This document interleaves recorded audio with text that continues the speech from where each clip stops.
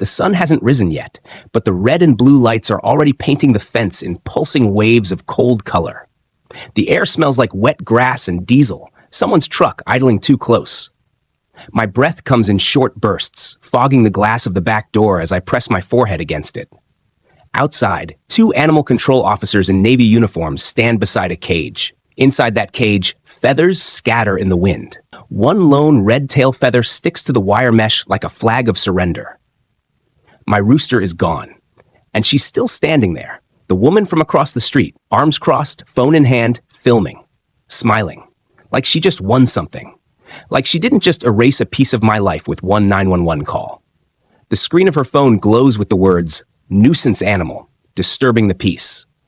But I didn't hear the rooster this morning. I heard her. Her voice, sharp and rehearsed, through the thin walls. This is unacceptable. This is not what we signed up for when we moved here. As if his crowing was an insult.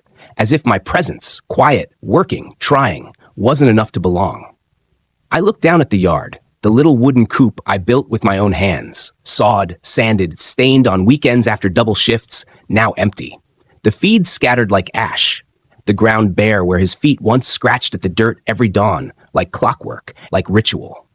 And then I remember, this wasn't about the rooster. It never was. Because last week, it was the music. Too loud, she said, though I was playing gospel at half volume while cooking dinner.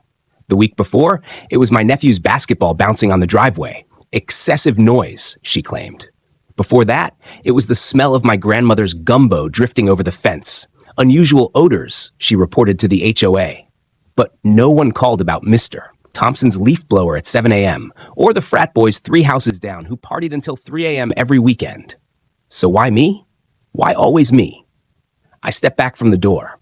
My hands are shaking, not from anger, from exhaustion, from the weight of having to prove every single day that I deserve to exist here, quietly, peacefully, without permission.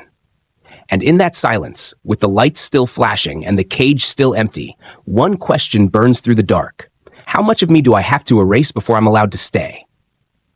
I came to Cedar Hollow for the trees. That's what I tell people when they ask why I left the city. Not because it was unsafe, not because I was pushed out, but because I wanted space. Sky. Quiet mornings. A place where my daughter could run barefoot without worrying about broken glass or strangers watching. My name is Marcus Green. I'm 42. A HVAC technician with 18 years under my belt, certified, licensed, and clean. I work for a small family-owned company that treats its guys right, mostly. I wear my tool belt like armor. It's heavy, but it means I can pay my bills. It means I can provide. 5 years ago, I bought a little 3-bedroom ranch on Sycamore Lane with a down payment saved from side jobs, overtime, and selling my old truck. The house needed work. New roof, cracked porch steps, a kitchen that hadn't been updated since the 80s. But the bones were good. And the yard? A full acre. Fenced, private, perfect. That first summer, I planted collard greens in the back, built a raised bed for tomatoes, installed a rain barrel. My daughter Lila used to sit on the porch steps, watching me dig, asking why dirt could grow food. I told her because everything needs a chance, baby, even the quietest things. We were happy. The neighborhood was mostly white, always had been. But I didn't think much of it. I've lived in majority white spaces before, grew up in one. Learned early how to code switch, how to smile wider, speak slower, keep my hands visible at the hardware store. I wasn't naive. I just believed that if I worked hard, stayed respectful, kept to myself, I'd be left alone. For a while, I was.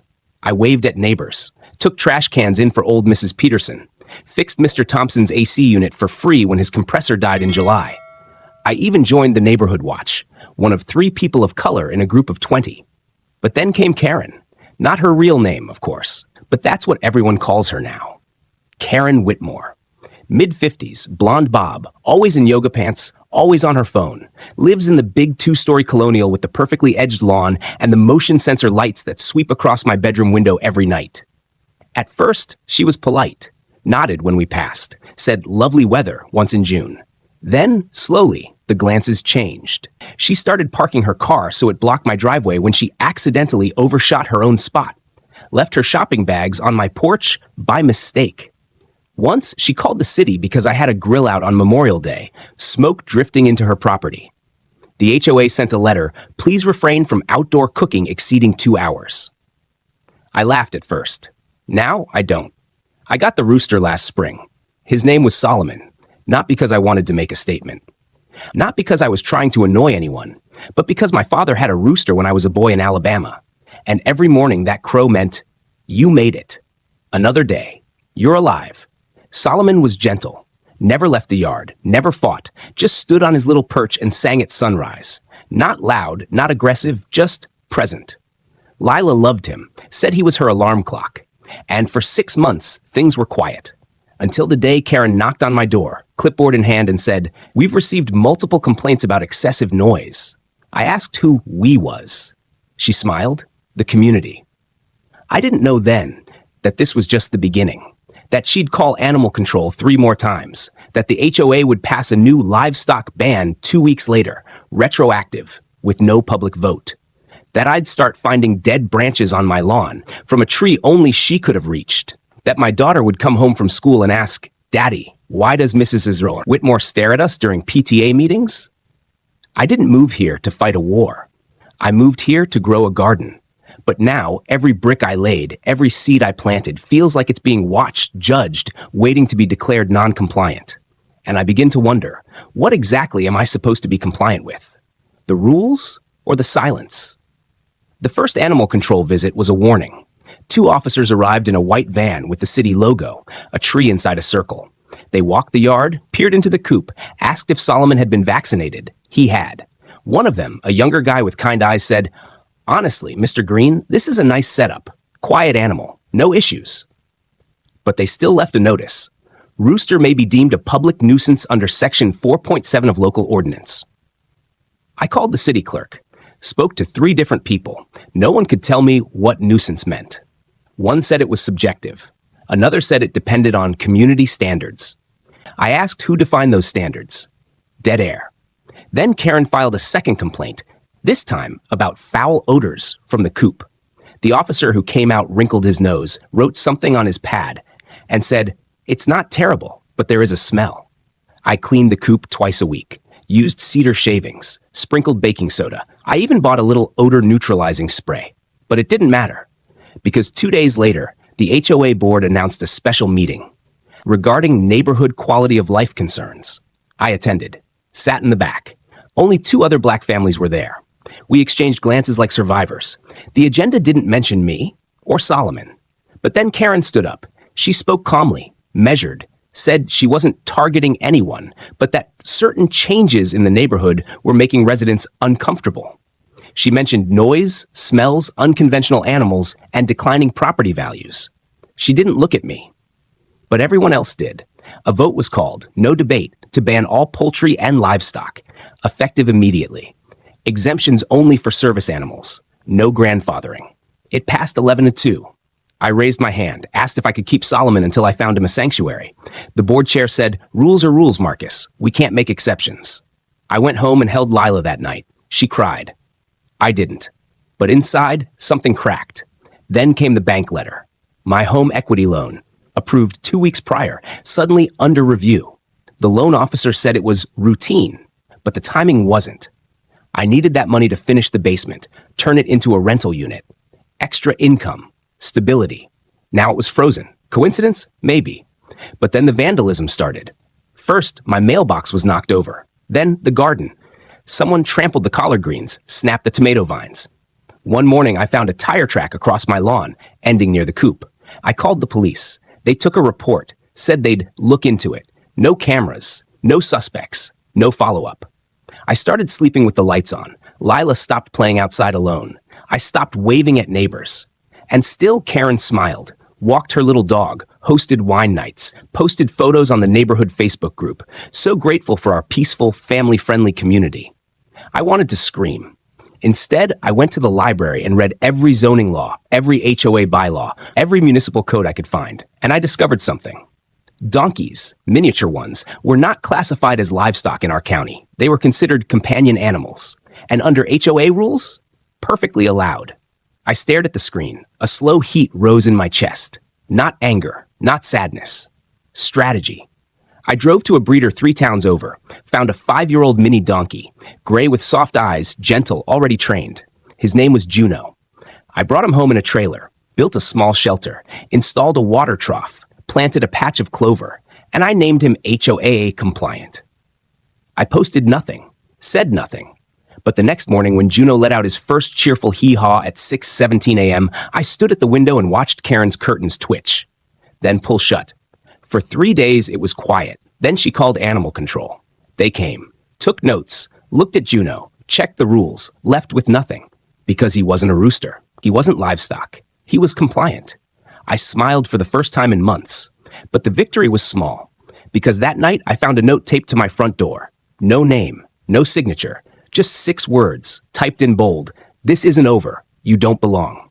And I realized this was never about animals. It was about me, about how I exist in a space that tolerates me, until I don't stay small, until I don't stay quiet, until I don't disappear.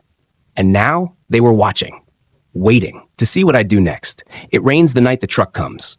Not a storm, not thunder, just a steady, cold drizzle that turns the gravel drive to mud and blurs the edges of the world. I'm inside, cleaning tools, listening to Juno shuffle in his shelter. Lila's asleep. The house is warm. For once, it feels like peace. Then, headlights. Not from the street, from my driveway. A white pickup rolls in slow, tires crunching. Stops 10 feet from the back door. No plates. I freeze. The engine idles. Low, persistent, like a growl. I step to the window. Can't see the driver. Tinted windows. Rain on the glass. Then, movement. A figure steps out. Hood up. Face hidden, walks straight to Juno's shelter. My breath stops. I grab my phone, dial 911, put it on record. The figure lifts something, a bag, and dumps it inside the shelter. A foul stench hits the air even through the closed door. Ammonia. Chemicals. I know that smell. It's used to repel animals. Toxic in high doses. Juno brays, panicked, kicks at the walls. The figure turns, looks at the house, and raises a hand. Not a wave, a camera, filming me. I step back, heart hammering, call the police again. Someone's trespassing, damaging my property, possibly poisoning my animal. They say they'll send a unit. I wait. The truck doesn't leave. It just sits, idling, watching. I stand in the dark, phone in one hand, flashlight in the other, staring at the silhouette of the man by the shelter. He doesn't move, doesn't speak, just stands there, a statue in the rain. 10 minutes pass, then 20. The police arrive, one cruiser. Officer Danvers, who's been here before. He talks to the man. They stand by the truck. No arrest, no questions to me. Just a conversation, short, casual. Then the man gets in and drives away. No report taken, no evidence collected. Danvers says, no property damage noted, no signs of forced entry. He claims he was checking on the animal. Said he's concerned about neglect. I say, he dumped chemicals in the shelter. He says it's organic deterrent. Legal. I say he was filming me. He has a right to record public spaces. I say he came onto my property. He says the gate was open. It wasn't. But there's no proof, no cameras, no witnesses. Just me. Again, I go to Juno, clean the shelter, wash his coat. He's trembling. I hold him, whisper, you're safe, you're safe. But I don't believe it. That night, I don't sleep. I sit by the window, fully dressed, tools laid out on the table, wrench, hammer, multi-tool. I think about calling the news, about posting everything online. But then I remember, last time I spoke up, the HOA reminded me of their social media policy. No defamatory statements about residents. I think about moving, leaving, letting her win. But then I look at the yard, the garden I built, the house I bought, the life I earned. And I feel it. Not anger, not fear. Ownership. This is mine, not because of a deed, but because I live here, I care here, I belong here. And no one gets to erase that. Not with calls, not with laws, not with poison in the rain. The next morning, I paint a sign. White wood, black letters. I nail it to the fence facing her house. HOA compliant, loved, protected, here to stay. And beneath it, a photo of Solomon, and one of Lila, and one of me, smiling, holding Juno's lead. Let her call, let them come. I'm not hiding anymore.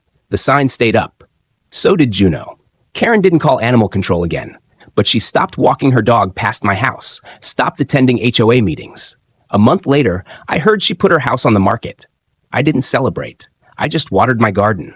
The loan was approved, eventually. No explanation why it was delayed. I finished the basement, rented it to a young teacher, black, like us. She said she chose the place because of the sign. I started a neighborhood group, Cedar Hollow greening, planted trees, hosted cookouts, invited everyone. 3 white families came. One brought a casserole. Another brought their kids to help plant. It wasn't unity, but it was a start. I never got an apology, no investigation, no accountability, just silence. And in that silence, I learned something. Racism doesn't always shout. Sometimes it files complaints. Sometimes it smiles while it kills your joy. Sometimes it hides behind rules written by people who never had to fight to belong. But I also learned this. Resistance doesn't always look like protest. Sometimes it's a rooster. Sometimes it's a donkey named HOA compliant. Sometimes it's a garden that keeps growing, no matter how many times it's trampled. Lila still asks why people don't like us. I tell her the truth. They don't dislike you. They're afraid of what you represent, a world where everyone gets to stay. We still hear whispers, still get stared at. But we're here, and we're not leaving. Because home isn't just a house. It's the right to exist, unapologetically, peacefully, fully, in the space you've built with your own hands. And no one can take that unless you let them. He kept his rooster. Then he bought a donkey. And in doing so, he reclaimed his dignity. But why should anyone have to outsmart hate just to live in peace? If this story opened your eyes, like the video and subscribe, because silence helps no one, and change begins with a single voice. Speaking, sharing, refusing to disappear.